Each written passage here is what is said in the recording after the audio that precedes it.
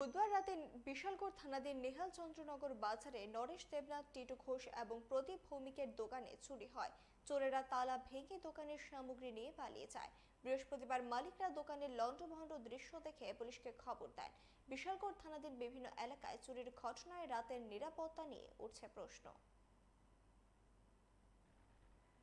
সকালে আমার ওই বাড়ির ভিতরে খবর পড়েছে তালা ভাঙা। আই এসে দেখি যে তালাটি কাটেন না, তারপরে ক্যাশ ক্যাশ ভাঙা, তারপরে মাল নিচ টাকা, তারপরে ক্যাশে টাকা ছিল, টাকা নিচ টাকা। তারপরে কিসের দোকান আছে? এমনি ব্যাডিজ আর কি। কোনখানে দোকান আছে? নেওয়ার জন্য বাজার এলাম দিয়ে আমার তালা ভাঙা ঢুকে দিই যে আমার দোকানে মালপত্র যা আছে মোটামুটি সবই নিয়েছে। হ্যাঁ, তার মধ্যে বিশেষ করে ওই এদিকে দুধ, নারকেলের প্যাকেট, মাহাপুর, মনোরমায় ঘি, মানে মোটামুটি অনেক জাতের মাল নিচ্ছে। হ্যাঁ, পাশাপাশি আরও দুইটা দোকানে তালা ভাঙছে। এর মধ্যে একটা হলো স্টেশনারি গুডস, আর একটা মনে হয় পান টান এইসব গেছে।